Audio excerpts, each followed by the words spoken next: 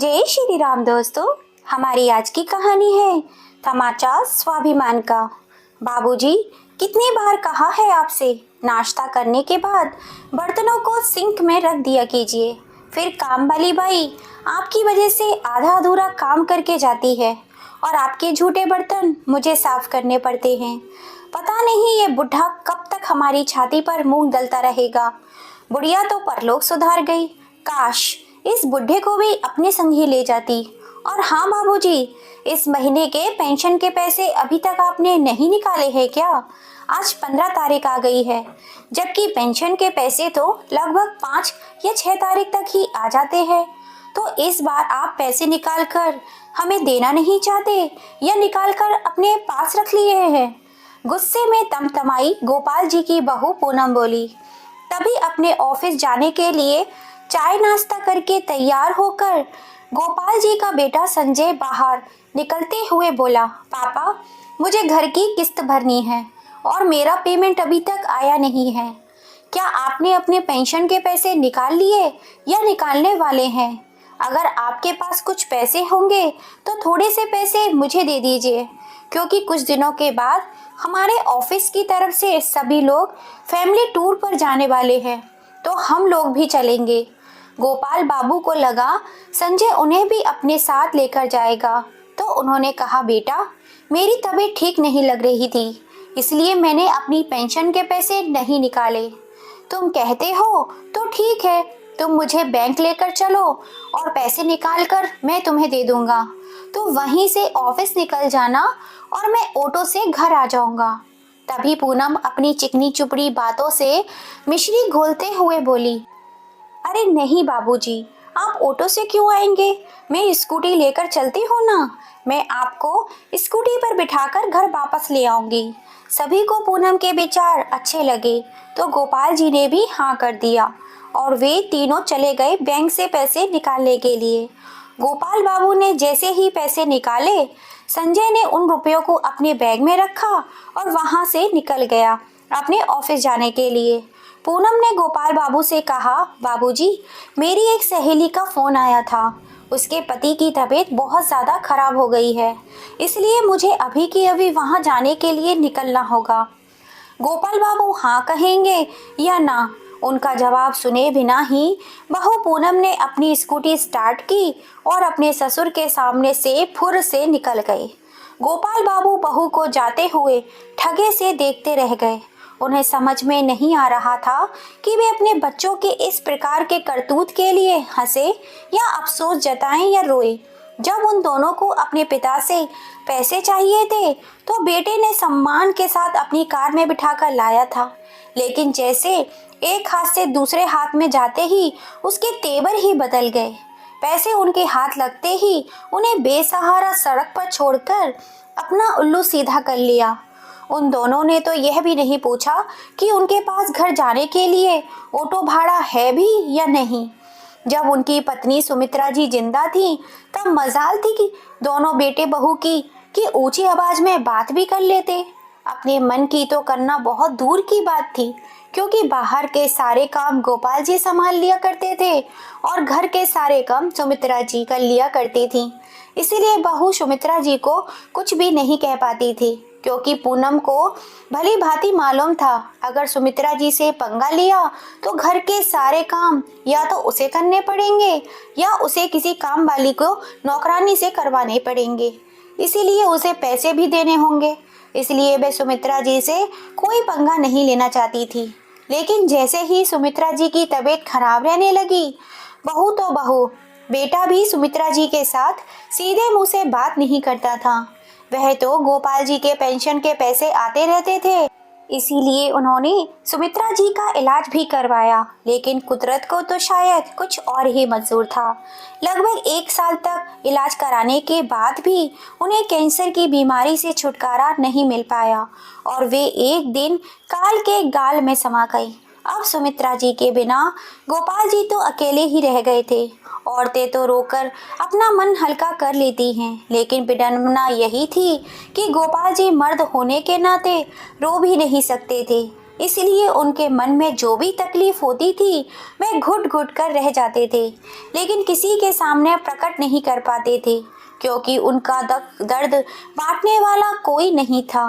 गोपाल जी ब्राह्मण परिवार से ताल्लुक रखते थे और पहले उनके दादा और पिताजी कथा पुराण किया करते थे। गोपाल जी को सरकारी स्कूल में नौकरी मिल जाने के कारण उनकी दिशा अलग हो गई थी, लेकिन अब बुढ़ापे में अपने अकेलेपन को दूर करने का एकमात्र सहारा धार्मिक किताबें पढ़ना ही रह गया था। उनके दादाजी और पिताजी की उनके जमाने में बहुत इज्जत हुआ करती थी, लेकिन गोपाल जी ने अपने बेटे के उज्जवल भविष्य के लिए गांव को छोड़कर शहर में आकर बस गए थे। जब तक सुमित्रा जी थी तब तक उनके घर में सारी रीति रिवाजों का पालन किया गया, लेकिन सुमित्रा जी की मृत्यु के बाद जो बहू जैसे आजाद सी हो गई। बेटा भी अब अपनी मनमानी ही करने लगा था। अब कभी कभी स्पेशल ओकेजन पे बेटा और बहू घर पर तो आमलेट नहीं बनाते थे, लेकिन बाहर से मंगवा कर जरूर खाया करते थे। घर में ही पार्टी करते थे, जो गोपाल जी के बर्दाश्त से बाहर थी, लेकिन बेचारे कर भी क्या सकते थे। उन्होंने कभी कभी ऐतराज भी जताया, लेकिन दोनों बेटे और बहू उन्हें पुराने ख्यालात के बुढ़े कहकर डांट फटकार कर चुप करा देते। जिस दिन वे अंडे खाते थे उस दिन गोपाल जी घर में पानी तक नहीं पीते थे। अब उनका मन घर गृहस्थी और बेटे बहू की सभी बातों से ऊब चुका था, इसलिए उन्होंने धार्मिक किताबों को ही अपने जीवन का एकमात्र सहारा बनाकर उन्हीं में खोए रहते थे। बेटे बहू ने भी उन्हें कबाड़ की वस्तु की तरह इग्नोर करना शुरू कर दिया था। उन्हें अपने पिता की याद तभी आती थी जब उनके पेंशन के पैसे निकलवाने होते थे। पहले तो वे दोनों बड़े ही मान और मनोहर के साथ बैंक लेकर जाते और घर वापस लाते थे, लेकिन अब वे उन्हें ऑर्डर देते थे, पापा आज पेंशन के पैसे निकलवाना है, जल्दी से तैयार हो जाइए। फिर कुछ दिनों के बाद उन्हें ऐसा लगने लगा जिस बुढ़े के पास बार बार जाना अच्छा नहीं लगता, तो क्यों ना उनका अकाउंट अपने ही अकाउंट से जुड़वा लिया जाए। संजय ने गोपाल जी से कहा, पापा अब आप बूढ़े हो चले हो, आप बैंक जाकर कहाँ धक्का मुक्की खाते रहोगे, इसीलिए आप ऐसा कीजिए, इस पेपर पर साइन कर दीजिए, फिर आपको बैंक जाने की जरूरत नहीं पड़ेगी, बल्कि मैं ही आपके पैसे निकाल कर ले लिया करूँगा। गोपाल जी ने अपने बेटे बहू की चालाकी को अच्छी तरह से समझ रहे थे, लेकिन उन्हें अब सांसारिक मोह माया से नफरत सी हो गई थी, इसलिए उन्होंने उस पेपर पर साइन कर दिए। अब तो संजय के दोनों हाथों में लड्डू थे, उसे अब अपने पिता के दुख सुख से कोई लेना देना नहीं रह गया था। अब गोपाल जी का पूरा पेंशन संजय के हाथों में आने लगा, तो पूनम ने संजय के कान भरने शुरू कर दिए। उसने उससे कहा, आप बाबूजी को बहला फुसला कर गांव की जमीन और घर को बेचकर सारे रुपए अपने कब्जे में क्यों नहीं कर लेते, ताकि हमें बाद में बाबूजी की कोई जरूरत ही नहीं पड़ेगी, चाहे वे हमारे पास रहें या फिर कहीं जाएं, हमें उनसे कोई लेना देना नहीं रहेगा। संजय को भी पूनम की बातें सही लगने लगी। उसने अपने पिता से कहा, पापा मुझे आपसे कुछ जरूरी बात करनी है। गोपाल जी बोले, हाँ बेटा कहो ना, क्या चाहते हो। पापा वह मैं कह रहा था, हम सब तो यहाँ शहर में रहते हैं और गांव में अब कोई नहीं रहता, इसलिए ना ही घर की देखभाल हो पाती है और ना ही खेत की। अगर हम कई कई दिनों तक गांव में नहीं गए तो कहीं गांव के लोग जो हमारे खेतों में काम कर रहे हैं, कहीं वे लोग हमारे खेतों में कब्जा न कर लें, और जो लोग हमारे घर की देखभाल के लिए हमारे घर में रह रहे हैं वे लोग हमारे घर पर कब्जा न कर लें। देखिए बाबूजी, आजकल जमाना बहुत ही खराब है, आपकी तबीयत भी कभी नरम तो कभी गर्म चलती ही रहती है, इसलिए मैं सोच रहा हूँ वह सारा जमीन जायदाद और घर को बेचकर क्यों ना यहीं शहर में एक बड़ा सा घर ले लेते हैं और उसे किराए पर दे देंगे, ताकि हर महीने हमें किराए के पैसे पेंशन के रूप में मिलते रहेंगे, जिन पैसों से आप अपने लिए दवाई गोली और इलाज भी करवा सकते हैं, क्योंकि आपके पेंशन के पैसे तो घर में ही चले जाते हैं। गोपाल जी बोले, बेटा मेरे जीते जी तो मैं अपनी पुश्तैनी संपत्ति को नहीं बेचूंगा, मेरे बाद भले ही तुम उसे बेचो या जैसा तुम्हें ठीक लगे वैसा करना, लेकिन मैं अभी नहीं बेचूंगा। अपने पिता की बातें सुनकर संजय तो वहां से चला गया, लेकिन पूनम के खुरापाती दिमाग में बहुत कुछ चलने लगा कि बाबूजी से वह जमीन जायदाद कैसे हड़पी जाए।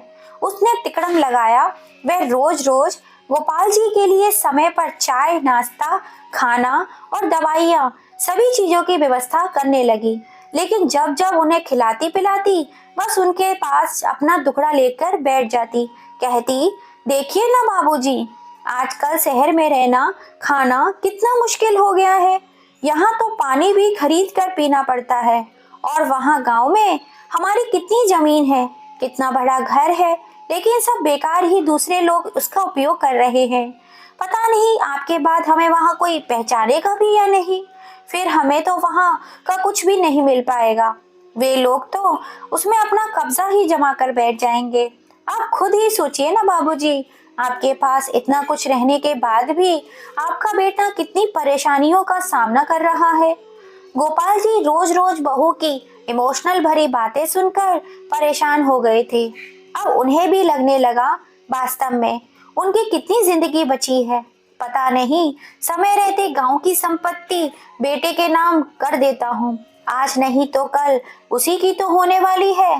गोपाल जी ने भी आखिरकार एक दिन अपनी सारी संपत्ति अपने बेटे के नाम पर कर दी। अब पूनम और संजय बहुत खुश थे। पूनम ने 2-4 दिनों तक तो गोपाल जी को समय पर चाय और नाश्ता दिया, लेकिन धीरे धीरे उसके तेवर बदलने लगे। अब वह गोपाल जी को बात बात पर टोक टोक देती थी।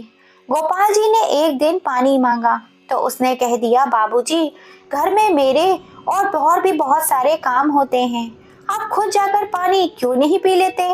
अब गोपाल जी ने पानी लेकर भी पी लिया तो कहने लगी, बाबूजी, अब यह गिलास साफ करके कौन रखेगा। मैं क्या आप लोगों की नौकरानी हूँ जो दिन रात काम करती रहूं। जैसे ही एक दिन गोपाल जी बाथरूम से नहाकर बाहर आए तो डोरमेट पर उन्होंने अपने पैर पोंछे थे, और काम वाली बाई कंचन को पोंछा लगाए करीब 1 घंटा हो चुका था।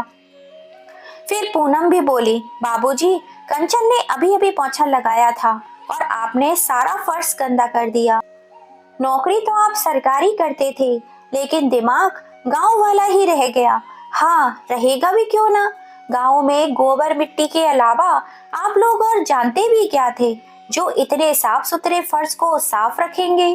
गोपाल जी ने मन ही मन में सोचा, कंचन को पोंछा लगाए 1 घंटा हो चुका है, मेरे पैर भी गीले नहीं हैं जो निशान छोड़ते, फिर ये फर्श कैसे गंदा हो गया। लेकिन उन्होंने उस समय कुछ नहीं कहा। अब बारी आई खाना खाने की तो पूनम बोली, बाबूजी, क्या आपके गांव वाले घर में डाइनिंग टेबल था जो रोज रोज डाइनिंग टेबल पर बैठकर खाना खाते हो।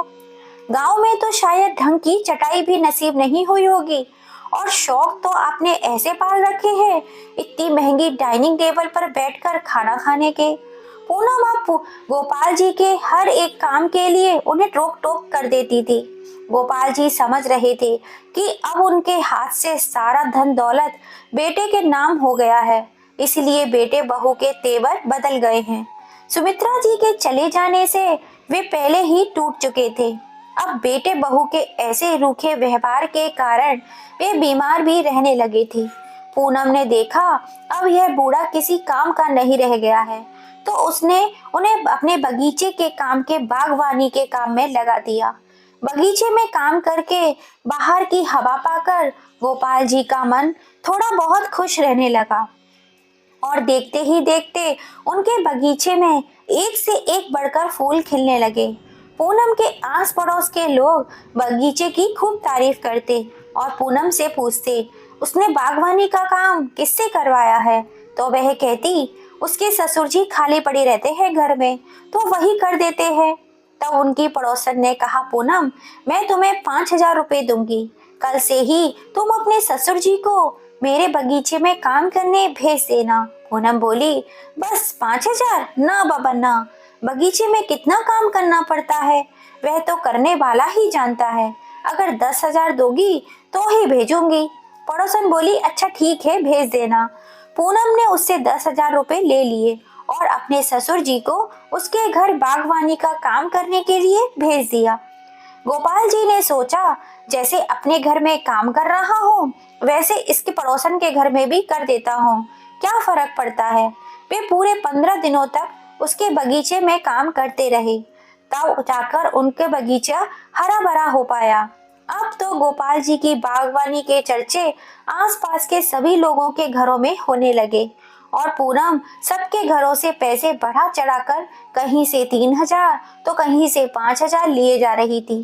गोपाल जी को उस घर की बागवानी का काम करने के लिए भेजती रही, लेकिन वह पैसे लेने वाली बात गोपाल जी को नहीं बताती थी। पूनम ने एडवांस में 4 घरों से पैसे लिए हुए थे और गोपाल जी को उनके घर काम करने जाने के लिए कह दिया, लेकिन अब गोपाल जी ने साफ साफ मना कर दिया कि वह बहू मैं किसी के घर काम करने के लिए नहीं जा पाऊंगा, क्योंकि अब मेरी तबीयत ठीक नहीं लग रही है। मुझे रोज ही बुखार सा रहता है। मैं रोज दवाइयाँ खाकर काम पर चला जाता था, लेकिन अब मुझसे बर्दाश्त नहीं हो पा रहा है। पूनम अपने ससुर जी की बातें सुनकर आग बबूला हो गई। उसने चिमटा गरम किया और बोली, बूढ़े काम पर जाएगा या नहीं, बोल, वरना इस गरम चिमटे से मार मार कर तेरी चमड़ी उधेड़ दूंगी। लेकिन गोपाल जी की तबीयत कुछ ज्यादा ही खराब लग रही थी, इसलिए उन्होंने नहीं कह दिया। फिर क्या था, पूनम ने गुस्से में गोपाल जी को गरम चिमटे से चटाचट मार दिया। गोपाल जी करहा करहा कर रह गए और पूनम गुस्से में बड़बड़ाई हुई बोली, बुढ़े मैंने 4 घरों से एडवांस में पैसे लिए हैं और अगर तूने काम नहीं किया तो मुझे उनके पैसे वापस करने पड़ेंगे। बहू की बातें सुनकर गोपाल जी दंग रह गए। मतलब बहू मुझे पैसों के लिए जबरदस्ती लोगों के घर बगीचे का काम करने भेजती थी और मैं सोचता था कि बहू उनकी मदद कर रही है। अब गोपाल जी को अपनी बहू की करतूत पर घिन आने लगी थी। एक तो मार का अपमान वे सहन नहीं कर पाए। उन्होंने रोते हुए अपने कुछ कपड़े, जरूरी पेपर एक पोटली में बांधे और बिना किसी को बताए घर से निकल ही रहे थे कि उसी समय उनका बेटा अपने दफ्तर से घर वापस आ रहा था। अपने घर के मेन गेट पर दोनों बाप बेटों की मुलाकात हुई, लेकिन संजय ने नहीं पूछा कि पापा अब कहाँ जा रहे हैं और ना ही गोपाल जी ने उसे कुछ बताया कि वे कहाँ जा रहे हैं। उस दिन संजय के ऑफिस में किसी ने संजय को रिश्वत लेते हुए वीडियो बना लिया और वह वीडियो उसने संजय को भेज दिया और उसे ब्लैकमेल कर रहा था कि अगर वह जितना कहेगा उतना पैसा उसे नहीं दिया तो यह वीडियो उसके बॉस को दिखा देगा, जिससे वह नौकरी से तो हाथ धो सकता है।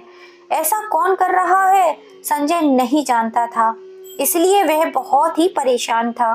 वह जैसे ही अपने कमरे में गया धड़ाम से बिस्तर पर लेट गया। उधर पूनम मन ही मन खुश हो रही थी कि बुढ़े से हमेशा हमेशा के लिए पीछा छूट गया। संजय ने उस दिन पूनम को कुछ नहीं बताया। दूसरे दिन जब वह ऑफिस गया तो उसे फिर से वही अनजान नंबर से फोन आया और उसने संजय से 20,000 रुपए मांगे।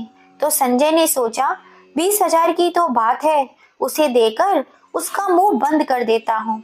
उसने दूसरे दिन उसे 20,000 रुपए दे दिए, लेकिन अब वह अनजान व्यक्ति हर 10 दिन बाद, 20 दिन बाद कभी 50,000 रुपए तो कभी 30,000 रुपए की डिमांड करने लगा। और संजय अपने घर से, जो कि पूनम लोगों के घर से बागवानी के काम में पैसे गोपाल जी के करवा कर लिया करती थी, वह सारे पैसे उस अनजान आदमी को दे दिए। धीरे धीरे संजय और पूनम में लड़ाइयाँ होने लगी। वे दोनों एक दूसरे पर चोरी का इल्जाम लगाने लगे और वे कंगाल हो गए। इधर गोपाल जी की बीमारी के कारण बहुत ही कमजोर हो चुके थे। एक दिन मंदिर के दरवाजे के पास जाकर बेहोश हो गए। उस मंदिर में बहुत से श्रद्धालु लोग आते थे, क्योंकि वहां की मान्यता थी कि वहां जो भी श्रद्धालु पूरी श्रद्धा के साथ आते हैं उनकी सभी इच्छाएं पूरी हो जाती है। गोपाल जी को अब किसी ने बेहोशी की हालत में देखा तो थोड़ी ही देर के लिए वहां पर हड़कंप मच गया। उन्हीं श्रद्धालुओं में से एक डॉक्टर भी था जिसका नाम मयंक भार्गव था। उस डॉक्टर ने गोपाल जी को देखा तो वह समझ गए कि गोपाल जी को बहुत कमजोरी है, इसलिए बेहोश हो गए हैं। उन्होंने अपने अस्पताल में फोन किया और एम्बुलेंस को बुलाया। उन्हें उसमें लेकर अपने अस्पताल पहुंचे। वहां ले जाकर उन्होंने उनका इलाज किया। 2 दिन के बाद गोपाल जी को होश आया तो उन्होंने अपने आप को अस्पताल के बिस्तर पर पाया। उन्होंने अपने आसपास के लोगों से पूछा कि वे यहाँ कैसे पहुंचे। तब वहीं खड़ी एक नर्स ने बताया कि आप एक मंदिर के दरवाजे के सामने बेहोश होकर गिर पड़े थे और हमारे सर डॉक्टर मयंक भार्गव आपको वहां से लेकर आए हैं और आपका इलाज किया है। नर्स ने पूछा, आप कहाँ रहते हैं अंकल? आपका नाम क्या है? गोपाल जी की क्या बताते कि वे कहाँ रहते हैं। वे कोई जवाब नहीं दे पाए। उन्होंने बस इतना पूछा कि मेरी पोटली कहाँ है। तभी नर्स ने उंगली का इशारा करके बताया कि आपकी पोटली वहां पर सुरक्षित रखी हुई है और सारा सामान भी सुरक्षित है। गोपाल जी ने नर्स से डॉक्टर से मिलने की इच्छा जताई तो नर्स ने डॉक्टर के केबिन तक उन्हें पहुंचा दिया। गोपाल जी डॉक्टर के पैरों में जाकर गिर गए। तभी डॉक्टर मयंक उन्हें उठाते हुए बोले, अरे अंकल जी, आप ये क्या कर रहे हैं? आप तो मेरे पिता के समान हैं और आप मेरे पैर छूकर मुझे पाप का भागीदार बना रहे हैं। गोपाल जी बोले, बेटा तुम्हारा बहुत बहुत धन्यवाद बेटा, जो मुझ बुढ़े की जान बचाई। बेटा मेरे पास तुम्हें देने के लिए अभी कुछ भी पैसे नहीं हैं, लेकिन मैं तुम्हें वादा करता हूँ कि मैं कहीं भी मजदूरी मेहनत करके पैसे जमा करके आपकी फीस और दवाइयों के पैसे जरूर चुका दूंगा। तभी मयंक उनके दोनों बाजुओं को पकड़कर आराम से बिठाते हुए बोले, अंकल मेरी बात सुनिए, आपसे पैसे की बात किसने की? उसने तुरंत बेल बजा दी और नर्स दौड़कर अंदर आई। डॉक्टर मयंक ने नर्स पर चिल्लाते हुए कहा, तुम्हारी हिम्मत कैसे हुई इनसे पैसे की बात करने की? किसने कहा था इनसे पैसे लेने के लिए? नर्स वहीं खड़ी नजरें झुकाए थर थर कांप रही थी। उसके मुंह से एक शब्द भी नहीं निकल पा रहे थे। तभी गोपाल जी अपनी जगह से उठे और डॉक्टर के पास जाकर उसे शांत कराते हुए बोले, बेटा इन्होंने मुझसे पैसे के बारे में कुछ नहीं कहा, वह तो मैं ही आपसे कह रहा था। इतना तो मुझे भी पता है ना कि अस्पताल का बिल कितना होता है। गोपाल जी की बातें सुनकर मयंक थोड़ा शांत हुआ और नर्स को वहां से जाने के लिए कह दिया। अब गोपाल जी से माफी मांगने लगा और बोला, गोपाल अंकल आप मेरे पिता के समान हैं और जैसे ही आपने पैसे की बात की ना तो मुझे लगा उस नर्स ने आपसे पैसे के लिए कहा होगा। गोपाल जी ने आश्चर्य से डॉक्टर की तरफ देखने लगे और बोले, बेटा तुम मुझे कैसे जानते हो? मैंने तो अभी तक किसी को अपना नाम बताया ही नहीं, फिर तुमने मुझे कैसे जाना कि मेरा नाम गोपाल है? तभी मयंक मुस्कुराकर बोला, अंकल आप ही वही मसीहा हो जिसकी वजह से आज मैं यहाँ इस कुर्सी पर बैठा हुआ हूँ और आज मैं इस मुकाम पर पहुँच पाया हूँ। गोपाल जी बोले, मैं समझा नहीं बेटा, तुम कौन हो? माफ करना, मैंने तुम्हें पहचाना नहीं। तभी डॉक्टर मयंक ने उन्हें याद दिलाया, अंकल याद कीजिए, जब 10वीं के बाद पढ़ाई करने के लिए मैं जिद करता था तब मेरे पापा के पास उतने पैसे नहीं थे कि वह मुझे पढ़ा लिखा पाते, इसलिए उन्होंने मुझे मंदिर के बाहर छोड़ दिया था। मैं वहीं खड़ा खड़ा रो रहा था। मेरे पापा मुझे गालियां दे रहे थे कि हमारे पास पेट भरने के लिए तो पैसे नहीं है, तुझे कहाँ से पढ़ाएंगे। तभी आप अपनी ड्यूटी से वापस आ रहे थे और आपने मुझे वहां से तुरंत निकाला और 11वीं 12वीं और कॉलेज की पढ़ाई के लिए जितने भी पैसे चाहिए थे आपने मुझे दिए। आपकी मेहरबानी की वजह से आज मैं इतने बड़े डॉक्टर की कुर्सी पर बैठा हुआ हूँ। मेरे पिताजी तो मुझे डॉक्टर बना हुआ नहीं देख पाए क्योंकि वे मेरे डॉक्टर बनने से पहले ही भगवान को प्यारे हो चुके थे, लेकिन भगवान ने पिता के रूप में आपको मुझे आशीर्वाद देने के लिए भेज दिया। कहकर वे अपनी कुर्सी से उठा और गोपाल जी के पैरों को छूने लगा। तभी गोपाल जी को बहू द्वारा चिमटे से मारने वाली बात याद आ गई और उनकी आंखों से आंसुओं की झड़ी लग गई। उन्होंने उसे ढेर सारे आशीर्वाद दिए। मयंक ने फिर पूछा, अंकल जी, आजकल आप कहाँ रहते हैं और संजय क्या करता है? गोपाल जी बोले, बेटा, यह खुला आसमान ही मेरा अब घर है और संजय क्या कर रहा है यह मुझे नहीं मालूम। मयंक गोपाल जी की बातें सुनकर दंग रह गया। उसने गोपाल जी से पूछा, अंकल, आप क्या कह रहे हैं? मुझे कुछ भी समझ नहीं आ रहा। प्लीज पूरी बात समझार में बताइए, क्योंकि मुझे अंदाजा तो लग ही गया था कि आपके साथ कुछ ना कुछ गलत तो हुआ ही है। तभी तो आज 3 दिन हो गए संजय ने एक बार भी आपके बारे में नहीं पूछा और ना ही आपसे मिलने आया, और मंदिर में भी आप अकेले ही थे। प्लीज अंकल, आपके साथ क्या हुआ है बताइए तो। तब गोपाल जी ने वे सारी बातें डॉक्टर मयंक को बता दी जो बेटा और बहू उनके साथ किया करते थे। गोपाल जी के साथ इतना बुरा बर्ताव सुनकर मयंक की आंखों में आंसू आ गए। उसने उन्हें अपने घर चलने के लिए कहलाया तो उन्होंने कहा, नहीं बेटा, अब मैं किसी के घर जाकर किसी के ऊपर बोझ नहीं बनना चाहता। जब अपने ही पराये हो गए तो फिर किसी से क्या आस की जा सकती है। तब डॉक्टर मयंक ने उनके सामने अपने दोनों हाथ जोड़कर बोला, अंकल जी, आप ऐसा मत कहिए। जिस प्रकार हमारे हाथ की 5 उंगलियां बराबर नहीं होती, उसी प्रकार सभी लोग एक जैसे भी नहीं होते। मैं आपको यकीन दिलाता हूँ, आप हमारे घर में आपको कोई परेशानी नहीं होगी। फिर गोपाल जी थोड़ा संकोच करते हुए बोले, अरे बेटा, तुम तो मुझे अपना पिता समझकर खुशी खुशी अपने पास रख लोगे और मेरी सेवा भी कर लोगे, लेकिन क्या बहू इस बात के लिए मानेगी? तब मयंक बोला, अंकल जी, आपने अपनी बहू को अभी देखा ही कहाँ है? वह तो एक अनाथ लड़की है। वह तो हमेशा यही चाहती थी कि उसे माँ बाप के रूप में सास ससुर मिलने चाहिए, लेकिन भगवान को तो शायद कुछ और ही मंजूर था। माँ है, लेकिन पापा तो मेरे डॉक्टर बनने से पहले ही उस दुनिया को अलविदा कह गए।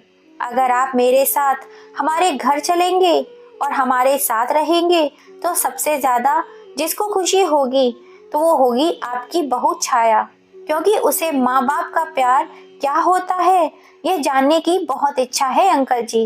लेकिन बेचारी अभी तक उस प्यार से वंचित रही है।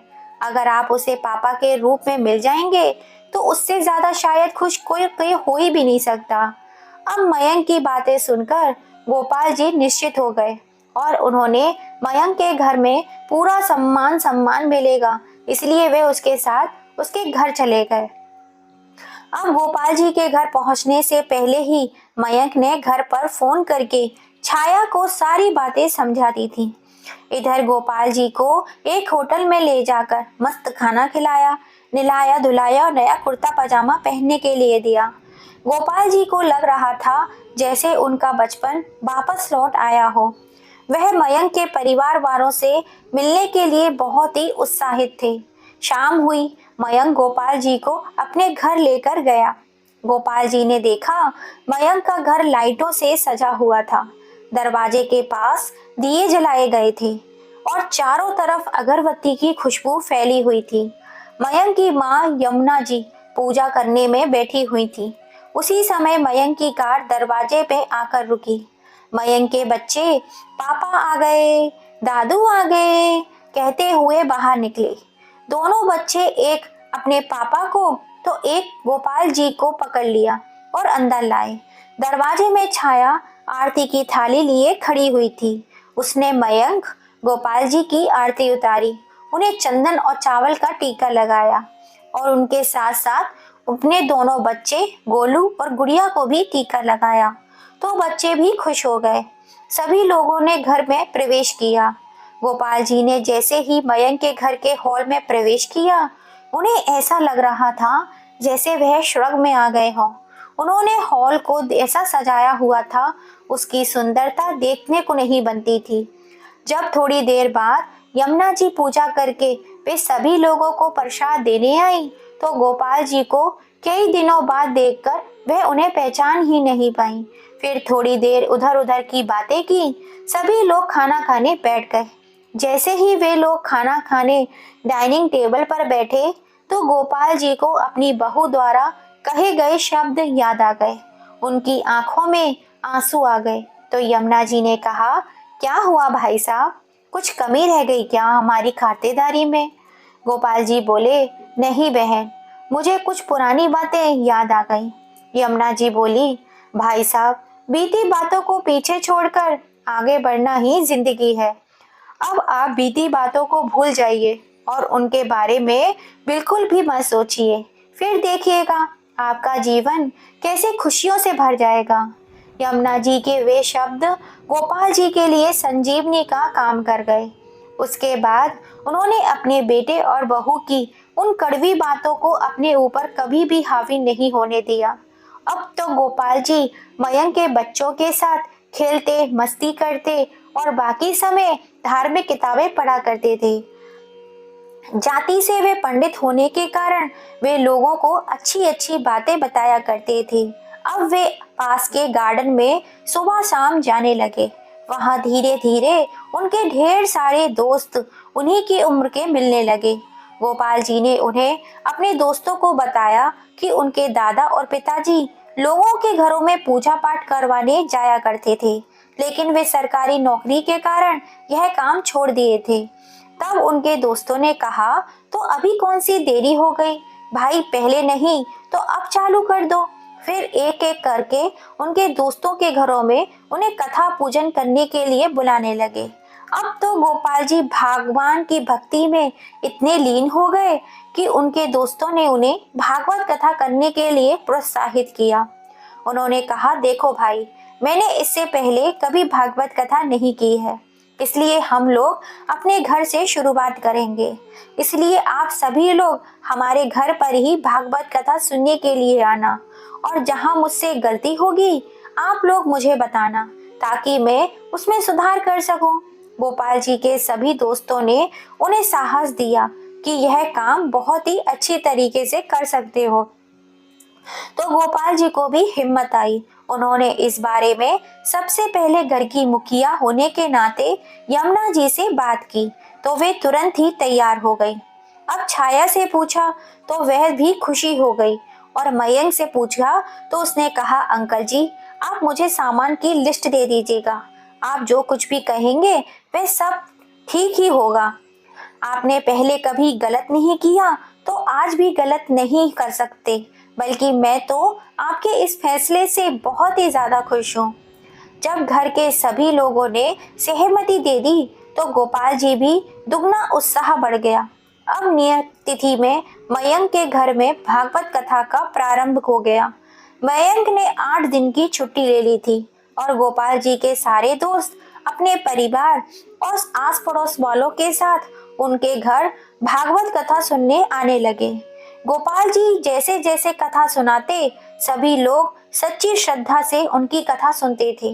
देखते ही देखते उनकी कथा जितने लोगों ने सुनी सभी के कुछ ना कुछ तरक्की आ गई। कई लोगों के बिगड़े हुए काम बन गए। सभी लोगों का विश्वास गोपाल जी के मुख से निकले हुए शब्दों पर बढ़ने लगा, क्योंकि गोपाल जी ने कभी भी चोरी या गलत तरीके से पैसे नहीं कमाए थे, इसलिए उन्होंने वैसे ही शिक्षा दी। अपने पास आने वाले लोगों को भी बताया कि उनके बताए रास्ते पर चलने से लोगों का चरित्र, व्यवहार और सोच में सकारात्मक परिवर्तन हुए, इसलिए भगवान ने भी उनके साथ अच्छा ही किया। अब धीरे धीरे गोपाल जी की ख्याति दूर दूर तक फैलने लगी। उनको इतना चढ़ावा मिलता कि समेटे नहीं समेट पाते थे, लेकिन वे उस धन को अपने लिए खर्च नहीं करते थे, बल्कि उन्होंने मयंक से बात करके एक एनजीओ खोल दिया, जहां जरूरतमंद, बेसहारा, गरीब, दुखी लोगों को आश्रय दिया जाने लगा। जरूरतमंद विद्यार्थियों को पढ़ाई के लिए उनकी मदद की जाने लगी। धीरे धीरे साल का आखिरी दिन भी आ गया। लोगों ने नए साल की पार्टी के लिए कई प्रकार की तैयारियां कर रखी थी। किसी ने पिज्जा पार्टी, तो किसी ने शराब मुर्गे की पार्टी, तो किसी ने क्लब में पार्टी रखी थी। लेकिन गोपाल जी ने अपने एनजीओ के प्रांगण में ही 251 दिए जलाकर चारों तरफ लाइटों की रोशनी से नए दिए नए साल की तैयारी की। भागवत कथा का गुणगान करते ही गोपाल जी के बेटे और बहू की क्लब में पार्टी करने चले गए। वहां पुलिस की रेड पड़ गई। वहां गलत धंधे भी किए जा रहे थे, जिसके कारण वहां जितने भी लोग थे कुछ तो जान बचाकर भागे, लेकिन कुछ लोग पकड़े गए, जिसमें गोपाल जी के बेटे और बहू भी थे। अब वे दोनों पुलिस की गिरफ्त से छूटने के लिए बहुत प्रयत्न करने लगे, लेकिन पुलिस वालों ने उनकी एक न सुनी और सभी को हथकड़ी पहनाकर पुलिस स्टेशन लेकर जाने लगे। उसी समय गोपाल जी की रैली सड़क के दूसरे किनारे से जा रही थी। लोग कथावाचक सुखदेव महाराज गोपाल जी की जय जयकार कर रहे थे। गोपाल जी 4 घोड़ों के रथ पर बैठे हुए थे। उनके सिर पर पीले रंग की चमचमाती चुनरी 4 लोग पकड़े हुए थे। उन पर पुष्प वर्षा हो रही थी। ट्रैफिक जाम के कारण गोपाल जी के बेटे बहू उन्हें अच्छी तरह से देख नहीं पा रहे थे। गोपाल जी अपने रथ पर बैठे हुए सभी को मार्गदर्शन कर रहे थे कि जो जैसा बोएगा वैसा ही काटेगा। सुख और दुख का जोड़ा तो लगा ही रहता है। मनुष्य अपने कर्मों से दुखी और अपने कर्मों से ही सुखी होता है। गोपाल जी के यह शब्द संजय और पूनम के कान में गूंज रहे थे।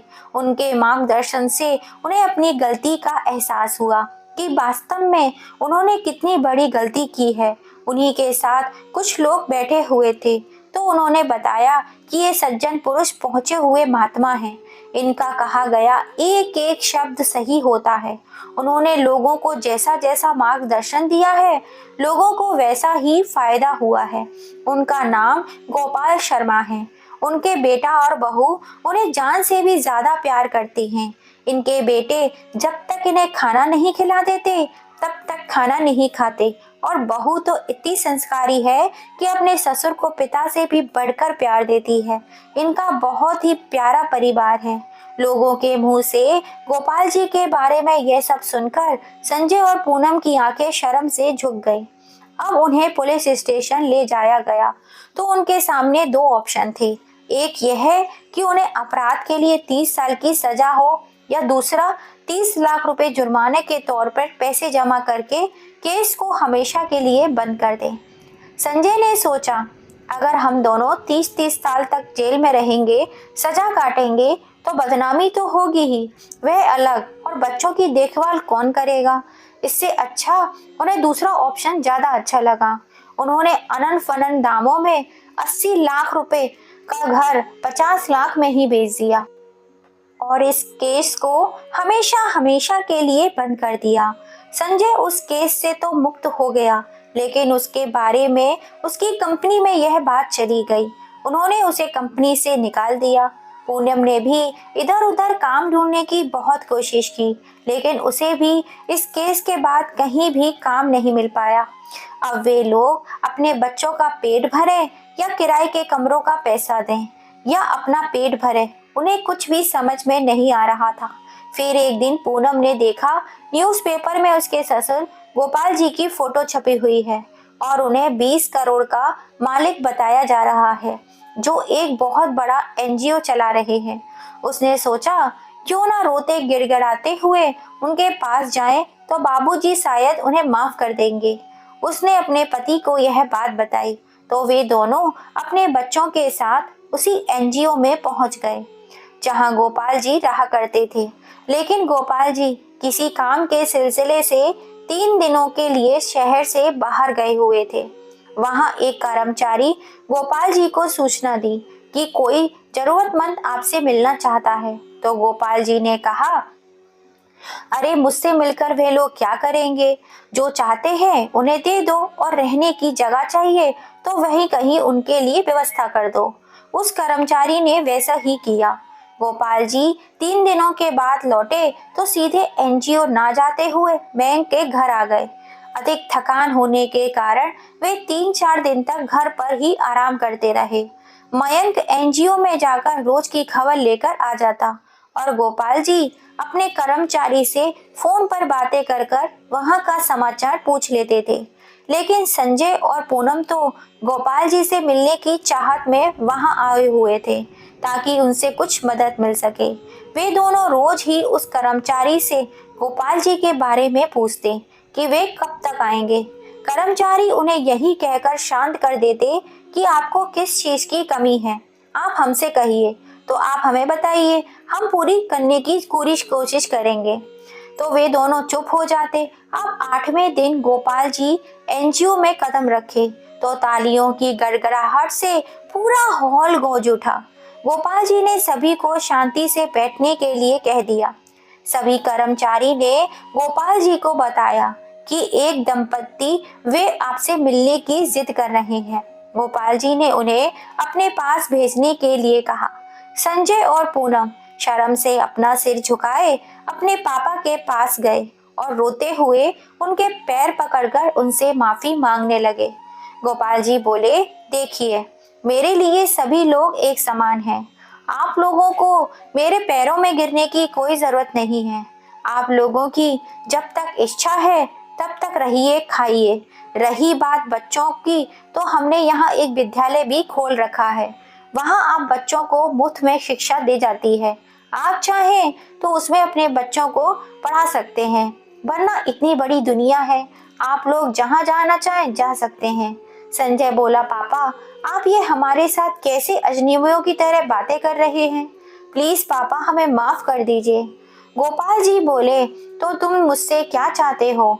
तब संजय ने गोपाल जी को उस रात की वही सारी घटना के बारे में बताया और घर बिकने के बारे में भी बताया। गोपाल जी मुस्कुराए और बोले, बेटा, जिसने भी यह वाक्य बनाया है गलत नहीं बनाया है। जो बोएगा वही काटेगा। जब तुमने बबूल बोया है तो आम खाने की इच्छा कैसे कर सकते हो? इंसानियत के नाते मैं तुम्हें यहाँ रहने और खाने तक का सुविधा दे सकता हूँ और तुम्हारे बच्चों को मुफ्त में शिक्षा दिलवा सकता हूँ। इससे ज्यादा मैं तुम्हारे लिए कुछ नहीं कर सकता। और हाँ, एक सलाह देना चाहूंगा, मुफ्त की लेना चाहो तो लेना, वरना कोई बात नहीं। तुम दोनों यहाँ खाना खाकर बाहर से पैसे कमाकर अपने लिए एक आशियाना बना सकते हो। हमारे यहाँ तुम्हारे घर की तरह महंगा डाइनिंग टेबल तो नहीं है, लेकिन हाँ, जमीन में बैठकर भी हम प्रेम पूर्वक पेट भर खाना खा लेते हैं। मानना है तो मान लेना, आगे आपकी मर्जी, कहकर गोपाल जी वहां से उठे और रसोई की तरफ बढ़ गए। वहां का जायजा लेने लगे, कहीं किसी का सामान की जरूरत तो नहीं। दोनों बेटे और बहू गोपाल जी को आत्मविश्वास के साथ घूमते फिरते देख उनका रुतबा देखकर दंग रह गए और पश्चाताप के अलावा उनके पास कुछ भी नहीं रह गया था। तो दोस्तों, कहते हैं ना, जो हम बोते हैं वही लौटकर हमारे पास जरूर आता है। समय बदलते देर नहीं लगती। आज धूप है तो कल छांव आवश्यक होगी। आज अंधेरा है तो कल उजाला होगा। आज गरीबी है तो कल अमीरी होगी। इसलिए हमें अच्छे समय का इंतजार अच्छे कर्म करते रहना चाहिए। किसी को दुख देने से, तकलीफ देने से कभी भी जीवन में तुम खुश नहीं रह सकते। दोस्तों, कहानी को पूरा सुनने के लिए आप सभी का दिल से धन्यवाद। कहानी पसंद आई हो तो इसे ज्यादा से ज्यादा अपनी फैमिली फ्रेंड में शेयर कीजिएगा। जो गोपाल जी ने अपने बेटे बहू के साथ किया वो सही था या गलत, अपनी राय हमें कमेंट करके जरूर बताइएगा। और पसंद आई हो तो please like, share and subscribe जरूर कीजिएगा। फिर मिलेंगे। जय श्री